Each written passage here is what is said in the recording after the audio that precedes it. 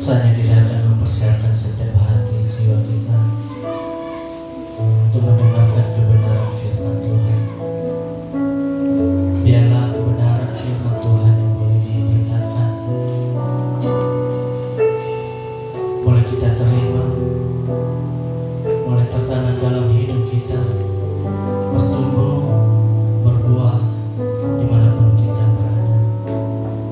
Bersyukur Tuhan buat sukacita yang boleh muncul dari saat ini, dan kami akan menyambut kebenaran firman Yesus.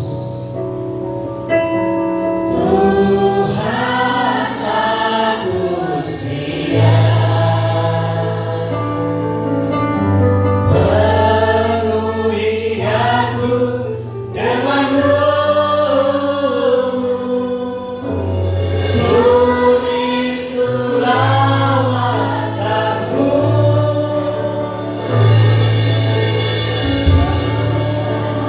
rindukan Kau hadir di sini saat ini, Yesus.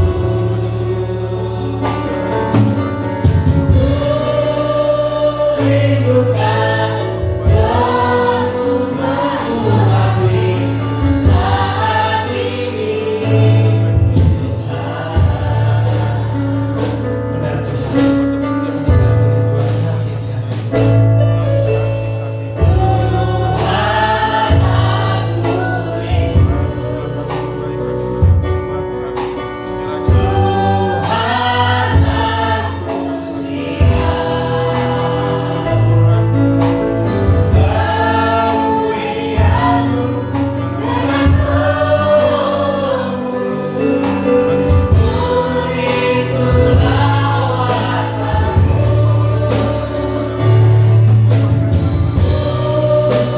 rindukan Kau hadir di sini saat ini, Yesus.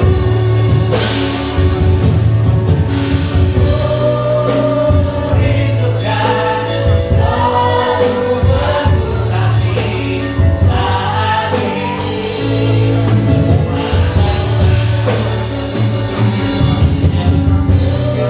mengurapi saat ini. Kau hadir di sini saat ini, Yesus.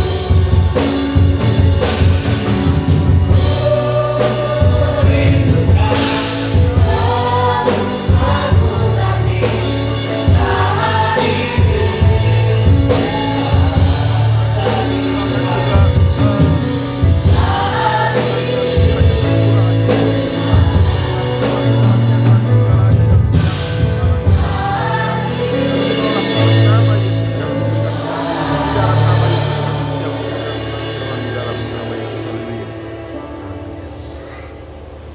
Seperti pengakuan kami pada saat ini ya Tuhan, bahwa hati kami begitu rindu, hati kami begitu haus, seperti rusa yang merindukan sungai yang berair. Demikianlah saat ini jiwa kami pun Tuhan merindukan akan Engkau. Kehadiran-Mu hari ini kami mau rasakan melalui firman Tuhan yang akan kami dengarkan. Tuhan berkata-kata bagi kami. Tuhan kembali bawa kami untuk memahami isi hati Tuhan, sehingga dalam hidup kami yang masih Tuhan percayakan, kami mengerti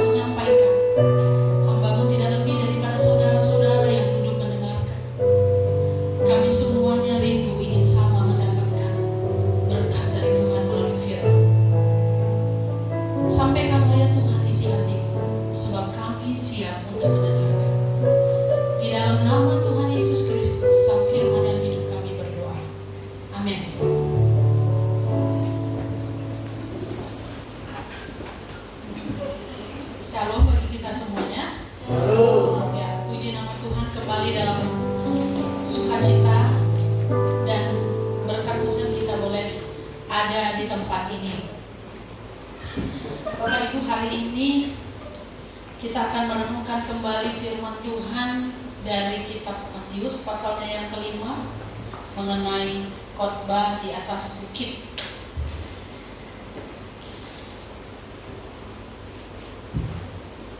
Ayatnya yang kelima dan keenam ini sudah disampaikan oleh Ibu Lisna dan juga oleh Bapak Tanjohan. Jadi hari ini saya akan lompati itu ya supaya tidak ada pengulangan lagi. Saya akan masuk kepada ayatnya yang ke-7.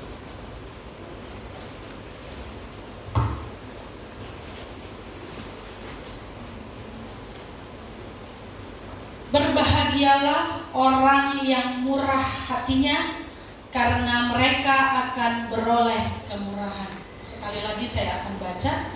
Berbahagialah orang yang murah hatinya, karena mereka akan beroleh kemurahan. Ya, hari ini saya kasih tema firman Tuhan ini, sudahkah kita bermurah hati?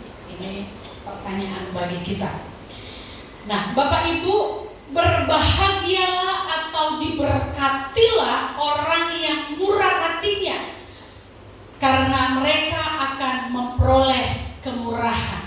Nah, Allah mengajarkan bermurah hati, sebab setiap orang yang bermurah hati dikatakan akan diganjar dengan kemurahan yang sama.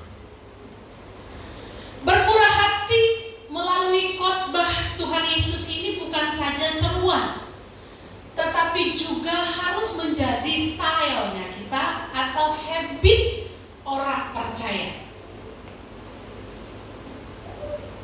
Kenapa Bapak Ibu? Dalam Lukas 6 ayat 36 ya dikatakan di sana, hendaklah kamu murah hati sama seperti Bapamu adalah murah hati. Kemurahan hati Bapak itu, Bapak Ibu, terlihat ketika Dia memberikan anak tunggalnya sebagai bentuk belas kasihannya yang sangat dalam terhadap manusia berdosa supaya tidak binasa. Nah, Bapak Ibu, Tuhan memberikan teladan seperti apa kemurahan hati itu, yaitu ketika Ia mengorbankan milik kesayangannya yang paling berharga untuk kita. Sebab itu Bapak Ibu, khotbah ini saya katakan tadi, yang ini bukan saja semacam seruan ya kepada kita untuk memiliki yang namanya murah hati ya sebagai gaya hidup kita. Tapi ini adalah satu ya perintah yang harus kita lakukan sebagai orang percaya yang telah menerima kemurahan. Allah telah menunjukkan kemurahannya sedemikian rupa dengan memberikan anaknya satu-satunya yang tunggal itu kepada manusia, supaya manusia ini bisa lepas dari hukuman dosa.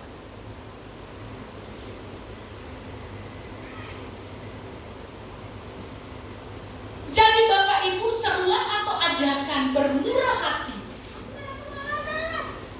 ini adalah sebuah panggilan yang sangat mutlak dilakukan bagi orang yang percaya kepadanya. Berbahagialah orang yang murah hatinya, karena mereka akan memperoleh kemurahan. Bapak Ibu yang dikasihi oleh Tuhan, itu sebabnya melalui khotbah di bukit Dia meminta agar setiap orang percaya ini merefleksikan sifat itu di tengah-tengah dunia ini. Bermurah hati adalah satu ciri orang yang rohaninya telah bertumbuh. Dalam Galatia 5 dikatakan bahwa murah hati adalah salah satu dari buah-buah roh. Orang yang telah bertumbuh rohaninya di dalam dirinya itu akan terlihat salah satunya yaitu sifat murah hati. Nah, apa arti murah hati yang dimaksud oleh Tuhan Yesus dalam khotbahnya di bukit ini? Apakah murah hati artinya bagi-bagi duit? Orang yang murah hati itu identik dengan memberikan duit. Apalagi Bapak Ibu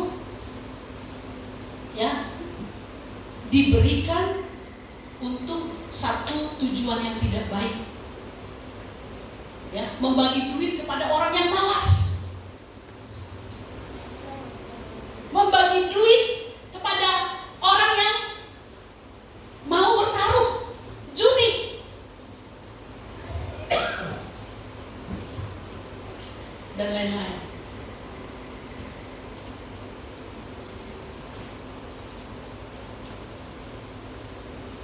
Meminjamkan duit untuk hal-hal yang tidak urgen.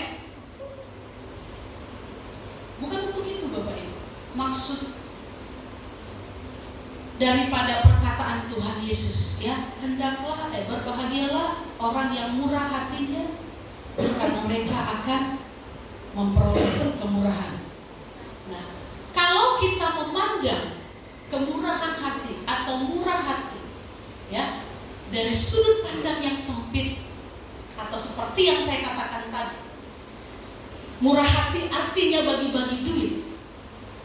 Diukur segala sesuatu kemurahan hati itu dari uang, dari pemberian dalam bentuk nominal. Bapak Ibu, ini berbahaya. Nanti kita akan menilai orang itu baik selalu ukurannya dari uang. Kalau dia gak beri uang sama aku, gak pinjamkan uang sama aku, dia jahat. Yang dimaksud Tuhan bermurah hati bukan kesana. Kalau kesana artinya itu Bapak Ibu naif namanya, konyol, tidak bijaksana. Jadi apa maksud daripada murah hati yang dikatakan oleh Tuhan Yesus pada khotbahnya di bukit ini? Nah, Bapak Ibu, kata yang dipakai dalam bahasa aslinya untuk murah hati ini adalah dari bahasa Yunani elemon atau eleo. Dalam bahasa Inggris diterjemahkan dengan mercy. Siapa di sini masih anaknya Bu Lena? Mercy. Artinya apa? Belas kasihan. Jadi murah hati yang dimaksud oleh Tuhan Yesus di sini adalah belas kasihan. Nah, Bapak Ibu, arti dari belas kasihan ini juga terdapat dalam bahasa Ibrani yang pengertiannya sama tapi lebih dalam. Nah, dalam bahasa Ibrani itu belas kasihan itu disebut dengan keset. Bukan keset kaki. Nah, keset ini artinya juga belas kasihan. Tapi arti keset dalam bahasa Ibrani itu lebih dalam penekanannya, yaitu suatu keadaan di mana seseorang mampu menaruh empati, bukan sekedar simpati. Oh, kasihan ya, gitu. Bukan hanya mengungkapkan rasa simpati ketika kita lihat ada orang susah, ada orang berduka, ada orang kesulitan. Oh, kasihan ya. Tidak sampai pada titik kasihan, simpati, tetapi masuk kepada titik di mana dia sungguh-sungguh mampu menempatkan dirinya pada posisi orang yang sedang berduka, pada posisi orang yang sedang mengalami kesulitan. Ketika melihat orang yang sedang melakukan perbuatan yang jahat, dia ikut menyesal, dia merasakan kesedihan yang dialami oleh orang tersebut. Nah, Bapak Ibu, artinya keset adalah suatu kemampuan untuk menempatkan diri benar-benar dalam pribadi orang lain sehingga dapat mengerti apa yang dipikir atau dirasakan oleh orang tersebut. Nah, itu arti keset dalam bahasa Ibrani. Jadi sama-sama artinya adalah belas kasihan, tapi di dalam bahasa Yunani itu dia lebih kepada simpati begitu ya. Tetapi dalam perjanjian lama ya, dengan kata yang berbeda tapi maksudnya sama, yaitu belas kasihan, itu memberi penekanan di mana ya seseorang bisa masuk begitu dalam, turut merasakan, bisa menyelami dan bisa memvisualisasikan apa yang sedang dihadapi oleh orang lain. Ketika orang lain berduka, dia bisa rasakan sampai dia tidak bisa ya bendung perasaan itu. Orang lain yang berduka, orang lain yang kehilangan, tapi dia bisa merasakan kedalaman hati orang yang sedang berduka. Itulah yang disebut dengan belas kasihan dalam artian keset. Jadi ini yang dimaksud oleh Tuhan pada khotbahnya di bukit. Berbahagialah orang yang murah hatinya, karena mereka akan memperoleh kemurahan. Jadi murah hati yang dimaksud di sini adalah berupa belas kasihan yang timbul, yang muncul di dalam benak seseorang. Karena itu orang yang ada keset di dalam dirinya akan begitu peka dengan keadaan sekelilingnya dan cepat berespon untuk melakukan pertolongan. Nah, orang yang di dalam dirinya itu ada keset belas kasihan. Nah, saya percaya Bapak Ibu ya, belas kasihan ini akan muncul ketika kita sudah memperoleh terlebih dahulu kemurahan daripada Tuhan. Makanya Allah memberikan seruan atau ajakan kepada kita ya, bukan hanya kepada para murid tetapi juga kepada kita sekarang yang mendengarkan khotbah Tuhan Yesus ini, bahwa sebagai orang yang telah menerima kemurahan daripada Tuhan ya, belas kasih daripada Tuhan, maka kita harus merefleksikan sifatnya Tuhan dalam diri kita, yaitu murah hati, karena Bapa kita Yesus kita itu adalah pribadi yang murah hati. Kalau kita memperoleh kemurahan daripada Tuhan, saya percaya ya, karakter Kristus itu ada di dalam diri kita. Kemurahan Kristus itu ada di dalam diri kita. Keset itu ya selalu tumbuh dari hari ke hari di dalam diri kita. Selalu ada ya alasan bagi kita untuk melihat sesuatu, untuk merespon sesuatu di tengah-tengah lingkungan kita, di sekeliling kita. Kita nggak bisa diam ketika kita melihat ada sesuatu yang tidak beres di depan kita. Kita tidak bisa tahan perasaan kita ketika kita melihat ada orang-orang yang membutuhkan kemurahan hati kita, tindakan kita, respon kita.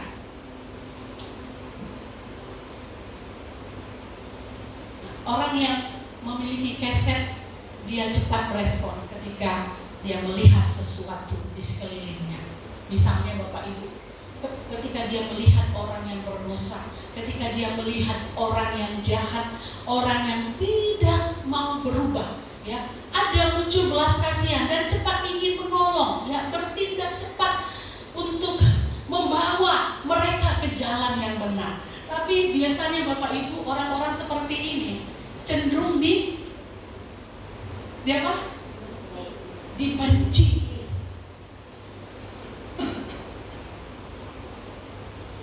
Orang yang hatinya memiliki keset ya, belas kasihan yang mendalam, ketika melihat orang tidak benar, ketika melihat orang tidak beres kelakuannya, ada dorongan ya, ada dorongan yang begitu besar untuk segera membawa dan mengarahkan orang ini. Tapi Bapak Ibu, tugas seperti ini ternyata nggak mudah, karena ketika kita lakukan, kita mendapat tantangan.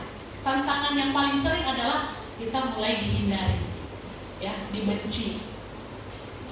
Tapi seorang yang memiliki keset di dalam dirinya, dia tidak akan mundur sekalipun ada tantangan. Dia akan terus maju, dia terus semangat. ke jalan yang benar. Orang yang memiliki keset dalam dirinya, ketika dia melihat kemiskinan, dia terus berusaha memikirkan, setidaknya ya, memikirkan lalu bertindak. Apa yang harus dibuat untuk membantu dia lepas dari kemiskinannya? Setidaknya dia memberikan ide-ide. Saya kalau lihat kayak kemarin, minta maaf ya Ibu ya, ada Ibu Berunah-Baba kasih saya berkat Mama Melvin apa namanya, keripik pisang. Nah saya kan penyuka makanan gitu. Kalau makanannya enak-enak pasti saya suka promosi, tanpa diminta saya promosi begitu ya kan. Jadi saya diberikan, saya bilang, ini keripik pisang ini bagus. Bagaimana kalau kita bisa buat, Ibu bisa buat ini bukan hanya dinikmati sendiri atau orang per orang gitu ya, hanya gratisan gitu. Tapi coba buat untuk membuat income Ibu bertambah, Ibu jadi lebih mandiri, ekonominya berubah, ya seperti itu. Jadi ada keinginan di dalam diri saya ya, untuk melihat orang lain bangkit dari perekonomian. Nah itu keset. Ketika dia melihat ada orang yang miskin, dia selalu ada kerinduan bagaimana menolong supaya ekonominya bangkit. Bukan melulu tadi saya katakan, oh dia saya lihat miskin maka saya kasih uang. Tidak. Kalau kita semua berdasarkan uang, maka yang miskin tidak akan pernah bisa melakukan keset. Tidak bisa berbelas kasihan. Tunggu orang kaya, kita nggak tahu kapan itu bisa terjadi. Dan biasanya orang semakin kaya, semakin hilang belas kasihan. Bapak Ibu yang dikasih oleh Tuhan, ini yang dimaksud keset. Ketika melihat orang lain tertindas dan sengsara, cepat-cepat memberikan bantuan, ya, memberikan jasa untuk menolong. Apa kira-kira yang bisa membuat untuk menolong dia keluar dari ketertindasan dan kesengsaraannya?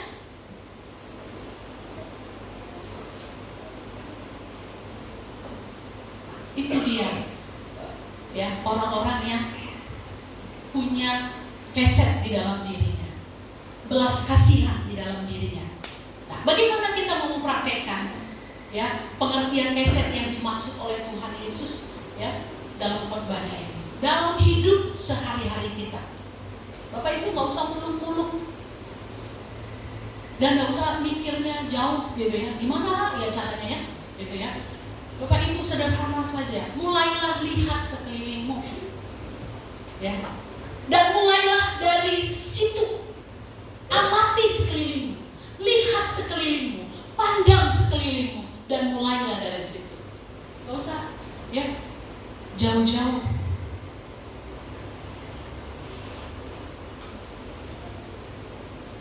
Jangan tutup mata dan tutup hati terhadap apa yang terjadi di sekelilingmu. Ya, kalau firman Tuhan bilang, mulailah berbuat baik dari orang-orang yang terdekat kepada teman seimanmu. Kita berbuat baik jangan dulu ke orang lain. Ya, bermurah hati jangan tujukan dulu keluar, tapi mulai dari orang yang terdekat kepadamu, keluargamu, ya, orang-orang yang ada di sekitarmu, di dalam rumahmu, ya, yang tidak punya pertalian darah denganmu.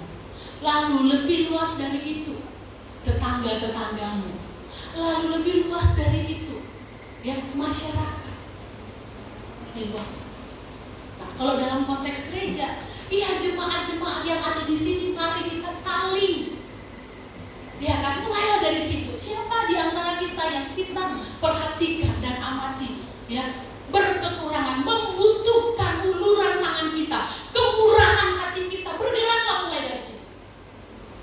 Amin. Jangan tutup mata dan tutup hati, pura-pura nggak tahu. Masa bodoh. Oh ya udahlah, oh dia berduka ya, ya udah. Oh dia sakit ya udah. Sembuh sendiri ya nanti. Ketika kita lihat ada orang yang kekurangan makanan, beri.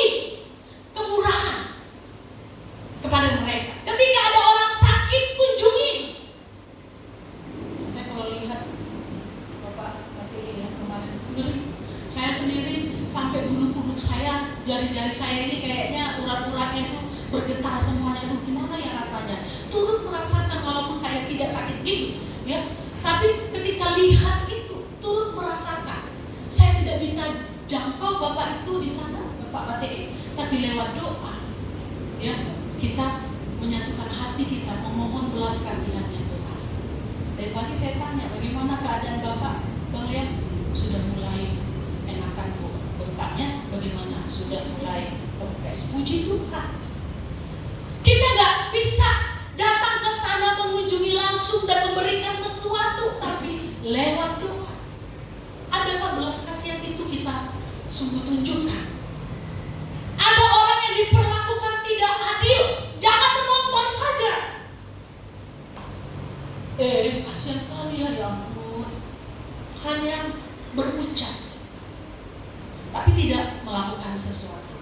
Nah, saya terberkati Bapak Ibu, nggak tahu hari apa itu Bapak Sudirman membuat caption di Facebook tentang ada orang yang sedang bermasalah, saya tidak salah ya, pulang dari Medan, lalu ada orang minta bantuan, tolong dulu, nah, supaya kasus ini tidak berlarut-larut, jadi diselesaikan. Ya, ada orang yang miskin, dia hanya punya ibu saja, ya, ibu dan anak, tidak ada suami, tidak ada yang membela dia, begitu ya. Tapi puji Tuhan akhirnya selesai.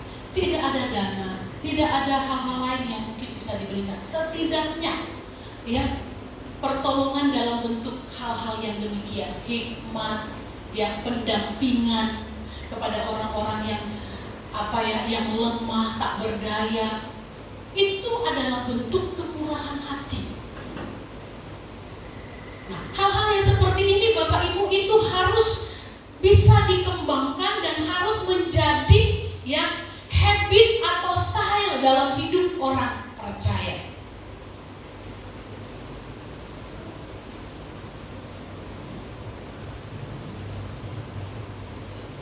Firman Tuhan dalam kitab Amsal 3 ayat 27, tolong dibuka.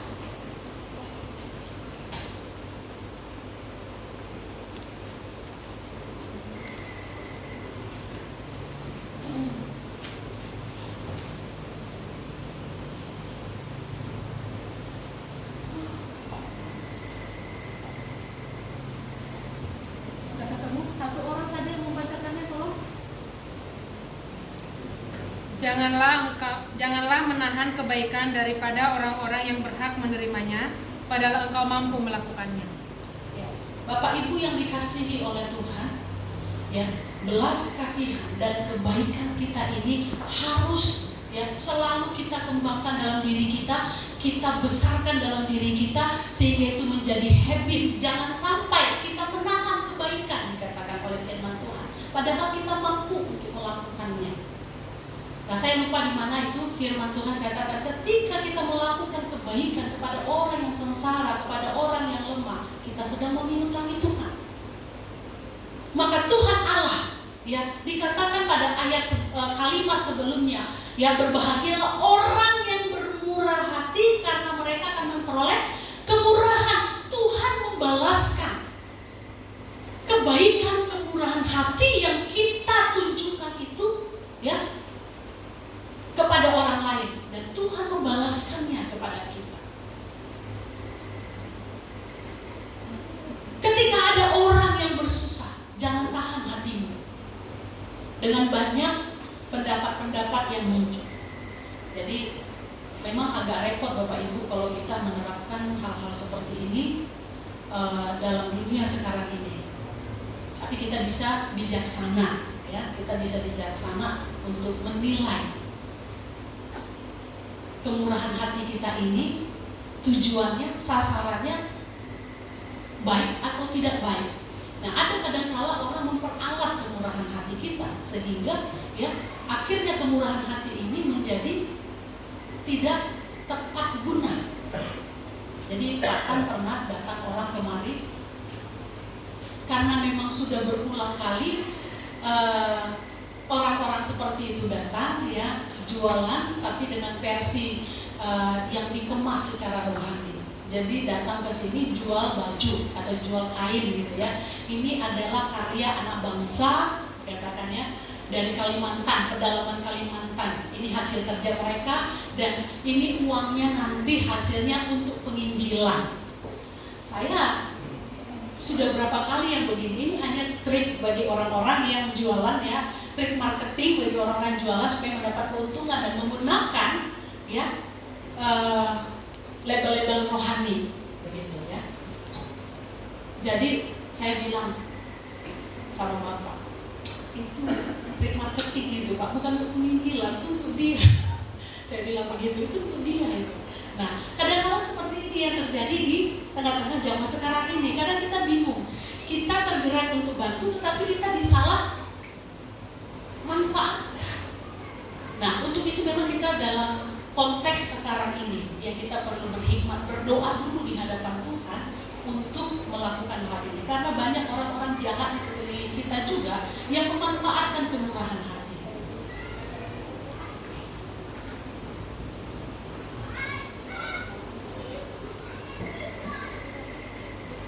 Tapi Bapak Ibu yang dikasih oleh Tuhan, walaupun saya berkata demikian ya, Bapak Ibu jangan sampai nanti menahan kebaikan ya. Kalau Tuhan menggerakkan, lakukan, maka lakukanlah. Amin.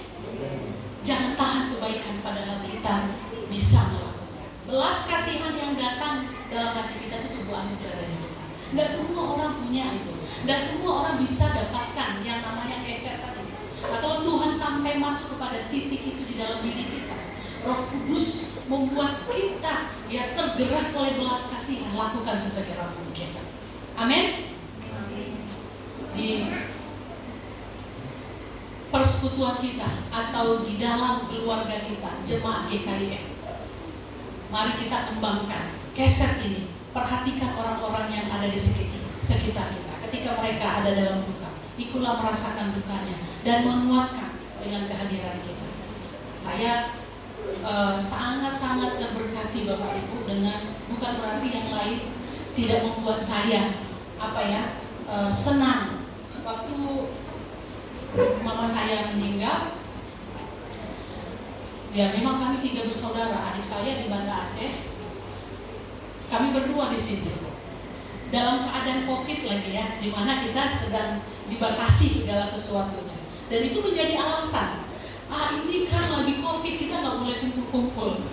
Ya. Walaupun kadang-kadang kita di sana-sana juga ada kumpul, ya kan? Tapi ada alasan saja bagi orang-orang yang tidak punya belas kasihan, begitu ya. Nah, Bapak Ibu, ada yang datang dan itu menggembirakan kami, menghibur kami. Tapi ada yang melakukan ya lebih daripada orang-orang lain, extraordinary, ya. Yaitu seperti kehadiran Bapak Manurung, kehadiran Bapak Marbun, kehadiran Opung Keila Doli, kehadiran Ibu Hia, sekeluarga. Mereka standby sampai jam 3. Saya mau bilang, Pak, saya udah gak sanggup lagi, nggak tega saya sampai mata saya berapa watt gitu. Karena saya nggak mungkin tinggalkan mereka. Tapi rupanya mereka punya hati yang luar biasa, tetap ya on track menunggu mayat yang ada di situ, standby. Saya bilang, maaf Pak, saya sudah ngantuk sekali, besok kami harus melakukan perjalanan. Enggak apa-apa Bu, Ibu tidur saja, biar kami di sini. Saya nggak tahu sampai jam berapa, mungkin jam 5 pagi baru tidur, gitu ya. Nah, jadi inilah ya yang menyukakan saya secara pribadi, merasa terharu, sampai saya terinspirasi. Nanti kalau ada jemaat, dulu saya nggak lakukan itu, ya, belum terbuka mata kita, ya. Kalau ada jemaat, kalau ada orang-orang yang saya kasihi, mereka mengalami kedukaan, ada baiknya hal seperti ini perlu saya lakukan, karena ini akan menyukakan, akan menghiburkan mereka yang sedang berduka. Jangan cuek Bapak Ibu. Kita nggak bisa beri uang untuk meringankan beban. Setidaknya kehadiran kita Bapak Ibu, kita dilihat itu sudah membuat kita terhibur yang sedang berduka. Ketika kita lihat ada orang yang kesusahan dari segi keuangan, kita nggak bisa beri dia uang. Setidaknya kita berdoa dan memberikan ide-ide. Ibu, mari kita buat ini. Atau setidaknya kalau kita punya uang lebih, tidak salah kalau kita meminjamkan tapi tanpa bunga. Amin? Gak amin? Amin. Kata Bu Mira, amin katanya. Ya saya bingung ini. Ya, karena saya heran Bapak Ibu, bukan hanya di luar sana saja yang ternyata bunga membungai. Sesama anak Tuhan di dalam gereja, satu jemaat, satu keluarga, tega-teganya membungakan uang kepada saudaranya. Kalau tidak ada uang, ya bilang tidak ada uang. Jangan kamu ada uang dipakai ya, kelihatan kita baik. Pakai ya, supaya mau diberkati bisa gunakan. Tapi ujung-ujungnya persenannya jangan lupa ya. Jangan Bapak Ibu. Sebisa mungkin kalau kita meminjamkan, jangan harapkan bunga. Dikembalikan saja, puji Tuhan. Tapi orang yang dipinjamkan harus tahu diri. Amin. Bertanggung jawab untuk mengembalikan. Jangan jadi orang yang jahat. Udah pinjamnya pintar, tapi mengembalikannya selalu banyak alasan. Kalau kita bilang jadwalnya 1 bulan, maka lakukan. Ya, janji kita 1 bulan. Jangan nanti 1 bulan jadi 1 tahun. Yang terjadi adalah perkelahian. Amin. Jangan buat kadang-kadang Bapak Ibu orang nggak mau meminjamkan uang, takut meminjamkan uang sekarang ini bukan nggak ada belas kasihan, tapi takut nanti nggak dikembalikan. Kita yang mengutani, jadi kita seperti orang yang berutang. Jadi satu prinsip yang harus kita ketahui. Kalau ada berkat, maka berikan. Kalau tidak ada, ya jangan diada-adakan, supaya kita tidak susah. Ada orang begitu, saking belas kasihannya luar biasa. Aku ada utang, tolonglah aku Bu Rini, ini utangku banyak kali. Ya ampun, kasihan kali, kau nangis bersama-sama. Habis itu Bu Rini nggak ada uang, akhirnya Bu pinjamkan dulu uangmu, berbunga pun nggak apa-apa. Nah, ini namanya konyol. Ya, murah hati yang Tuhan maksudkan bukan begitu juga ya, sampai merampas ya keberadaan kita, merampas kenyamanan, keamanan kita. Dan murah hati tidak harus selalu berbicara tentang uang. Ketika kita memberikan jasa kita, kehadiran kita ya kepada orang-orang yang membutuhkan kita, itu juga bentuk dari kemurahan hati. Bapak Ibu, saudara yang dikasihi oleh Tuhan, kemurahan hati adalah sebuah sikap hati yang sehat dan merupakan jalan menuju kebahagiaan yang dicari oleh orang banyak. Banyak orang yang hidupnya hanya terfokus pada dirinya sendiri. Baginya hanya ada me, myself, atau I. Orang yang seperti ini adalah orang yang paling menyedihkan. Orang yang seperti ini adalah orang yang paling memprihatinkan, karena dia akan terus merasa kekurangan. Tetapi ketika seseorang memiliki murah hati atau keset dalam dirinya, ada muncul mental kelimpahan. Amin. Orang yang kelimpahan selalu punya banyak cara untuk selalu memberi dengan kemurahan. Orang yang kelimpahan akan merasa bahagia. Bapak Ibu, miliki kemurahan hati dalam diri kita. Ketika kemurahan hati itu ada di dalam hati kita, maka kita akan melimpah dengan rasa kelimpahan. Rasa kelimpahan tidak selalu identik dengan banyaknya duit, lalu kita merasa kelimpahan. Di dalam kesusahan pun, di dalam kekurangan, kita akan merasakan bahwa kita adalah seorang yang berkelimpahan. Karena di tengah-tengah kesulitan kita mampu memberi. Orang kaya sekalipun dia banyak duit, tapi kalau dia pelit, dia bukan orang kelimpahan. Tapi ada orang miskin, kekurangan, tapi dia punya keset di dalam dirinya. Itulah orang yang berkelimpahan. Nah, orang yang punya mental kelimpahan di dalam dirinya itu selalu merasa uang, tidak banyak duit maksud saya, tidak banyak uang, hidupnya biasa-biasa atau pas-pasan saja.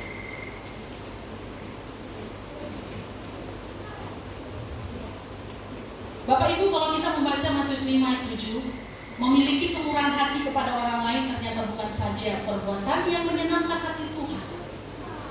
Perbuatan murah hati ternyata memberi keuntungan yang besar bagi orang yang melakukannya. Nah, dalam sebuah buku ya karangan atau tulisan Christian Smith dan Hillary berkata bahwa kemurahan hati akan berdampak positif pada kebahagiaan, kesehatan, dan tujuan hidup dari orang yang melakukannya. Bahkan dikatakan pula bahwa orang yang murah hati akan menerima kembali apa yang mereka berikan. Bapak Ibu, ini benar sekali, sebab apa yang kita tabur itu yang akan kita tuai. Kalau kita menabur dengan murah hati, maka kemurahan hati pun akan kita peroleh dari Tuhan maupun dari sesama. Bapak Ibu, gak mungkin ya kawan kita berduka kita gak datang, ya lalu ketika kita berduka kita harapkan kawan kita datang. Orang lain sedang ada dalam kesusahan, kemiskinan, lalu ketika kita miskin dan kesusahan, kita mengharapkan kawan kita datang melihat kita, membantu kita. Gak bisa seperti itu Bapak Ibu. Hukum tabur tuai itu terjadi. Kalau kau gak pernah buat apa-apa kepada saudaramu, jangan berharap dan jangan marah. Jangan benci saudaramu. Coba introspeksi dirimu. Apakah sudah melakukan hal yang sama kepada orang lain? Kalau kita belum lakukan, sadar diri. Karena itu kita ini nggak adil. Kita mengharapkan orang lain mau buat baik sama kita, tapi kita nggak ada sedikit pun berbuat baik kepada orang lain. Kita mau orang lain beri sama kita, tapi kita nggak ada mau beri sama orang lain. Itu. Ini satu prinsip firman Tuhan yang saya rasa cukup keras untuk kita, mengingatkan kita sebagai orang percaya.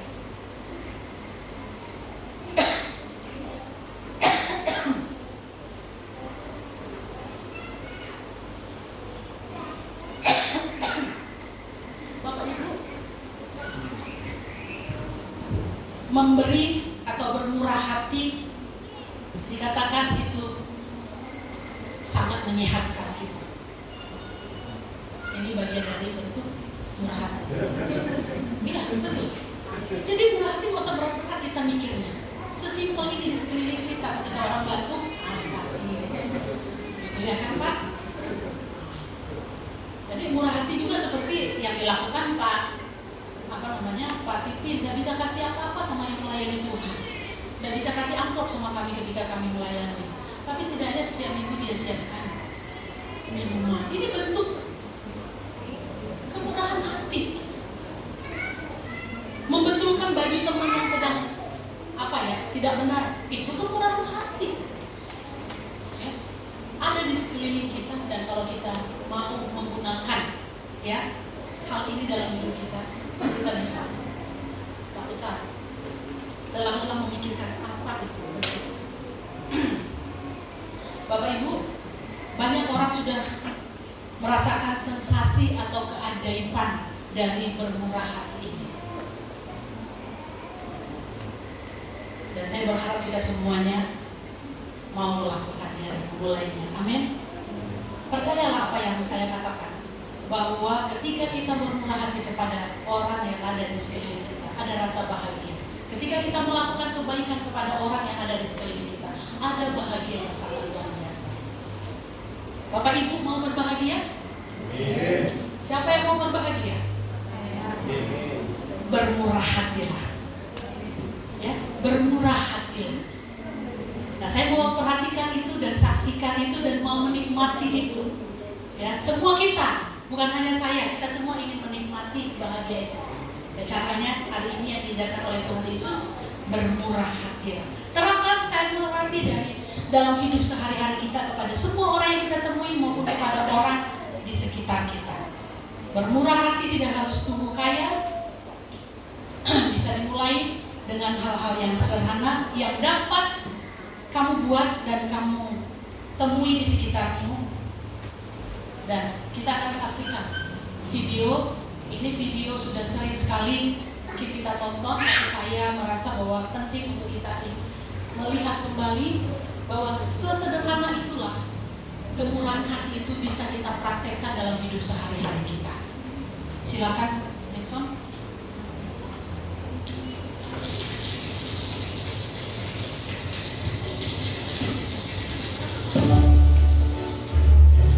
Menolong tanpa mengharapkan balasan. Ini bentuk kemurahan hati. Melakukan kebaikan dan pertolongan adalah bagian daripada kehidupan. Sangat ceroboh. Bahasa Malaysia. Untuk pendidikan, uangnya tidak banyak. Tapi orang yang memiliki keset dalam dirinya selalu ada saja alasan untuk bisa membantu. Sekalipun dalam kekurangan. เขาจะได้อะไร ถ้าเขาทำแบบนี้ Kepada orang tua manulah yang kami raya. Bahkan kepada tumbuh-tumbuhan. Setiap hari dijadikan sebagai habit.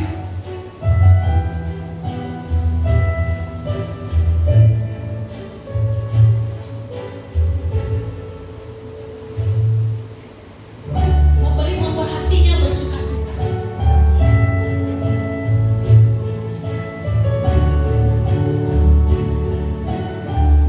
เขาจะไม่ได้อะไร Padahal dia hanya makan nasi saja tanpa lauk. ไม่ได้รวยเงิน Dia nggak kaya, ไม่ได้ออกทีวี nggak pernah muncul di TV, tidak populer.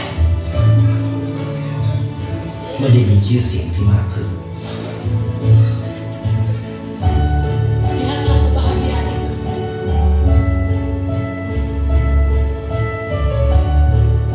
Bahkan anjing pun yang memperoleh kemurahan hati dari laki-laki ini.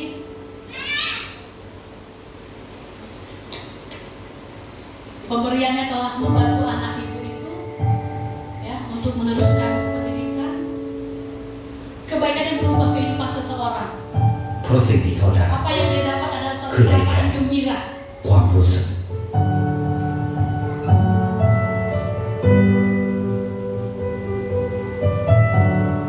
ได้เห็นความสุข Dia adalah saksi contoh orang gembira dan bahagia. ได้เข้าใจ Suatu pengertian yang paling dalam. ได้ความรัก Itulah kasih sayang. ได้ Mendapat apa yang tidak dapat dibeli dengan uang. Mendapat apa? ได้โลก Membuat dunia ที่สวย lebih งามกว่า berseri.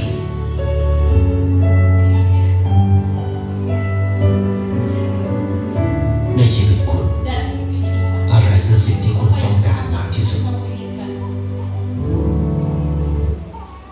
Bapak Ibu, sederhananya untuk kita bahagia. Lihatlah di sekelilingmu. Lakukan sesuatu untuk orang-orang atau hal-hal yang ada di sekelilingmu. Itu akan membuat engkau bahagia. Bahagia bukan ketika kita punya rumah, barang mewah, punya uang banyak, tapi sangat sederhana. Kata berbahagialah orang yang murah hatinya, karena kemurahan itu pun akan kembali kepadanya. Mungkin dia nggak dapatkan timbal balik berupa hal yang sama, seperti misalnya dia beli pisang, dia dapat pisang. Dia beli uang, dia dapat uang. Tidak selalu seperti itu. Tapi ketika dia lihat orang lain sukses, itulah bentuk bahagia yang lain yang bisa kita peroleh. Amin. Mari kita bermurah hati, karena dengan bermurah hati bahagiamu akan terpancar. Puji Tuhan, kita berdoa. Bapa, kami bersyukur untuk hari ini Kau mengajarkan sesuatu yang penting bagi kami, bahwa bahagia itu bukan ditentukan dari berapa banyak uang yang kami miliki, tapi bahagia ketika kami mulai memperhatikan dan peduli dengan penuh belas kasihan kepada orang-orang di sekitar kami, dengan lingkungan kami. Dan hari ini biarlah Kau tolong kami supaya kami boleh memiliki kemurahan hati, karena kami telah memperoleh kemurahan hati Tuhan, belas kasihan Tuhan. Sebab itu biarlah kami dapat merefleksikan belas kasih Tuhan yang kami terima dalam hidup kami sehari-hari kepada